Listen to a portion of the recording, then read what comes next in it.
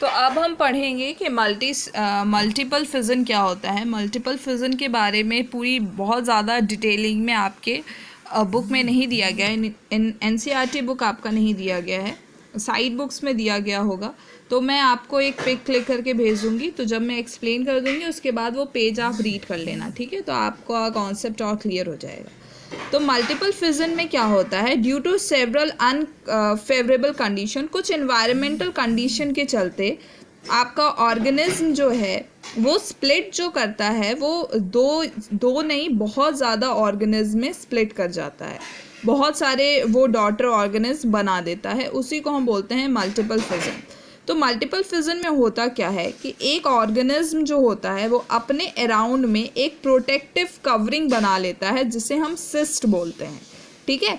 कोई एक सेल जो है वो अपने चारों ओर एक प्रोटेक्टिव कवरिंग बना लेता है, जिसे हम सिस्ट बोलते हैं, ठीक है।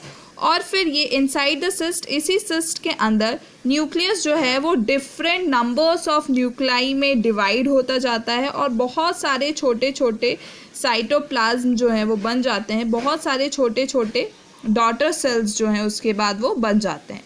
तो एक ही सेल के अंदर, उस सिस्ट के अंदर, कवरिंग के अंदर बहुत सारे छोटे छोटे डॉटर सेल्स जो हैं वो बन जाते हैं। और कुछ टाइम के बाद ये सिस्ट जो है वो ब्रेक डाउन हो जाता है, फूट जाता है बोल सकते हो, या टूट जाता है।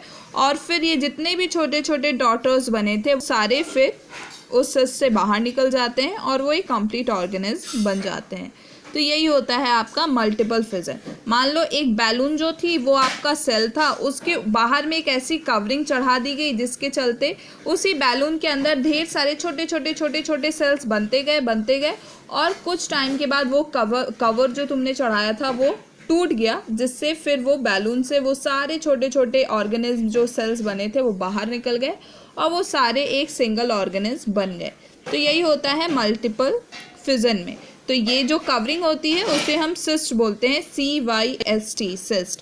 तो ये टाइप ऑफ मल्टीपल फिजन हम अमीबा में भी कभी कभार अनफेवरेबल कंडीशन के चलते, अनफेवरेबल इन्वायरमेंटल कंडीशन के चलते, ये टाइप ऑफ रिप्रोडक्शन भी आपको अमीबा में देखने को मिलता है या प्लाज्मोडियम में देखने को मिलता है। ओके, तो मैं आपको बुक की एक पिक भेज रही हूँ जिसमें बाइनरी फिजन और मल्टीपल फिजन को बहुत ही अच्छे से डिफाइन किया है, उसे आप एक बार रीड कर लो। ओके।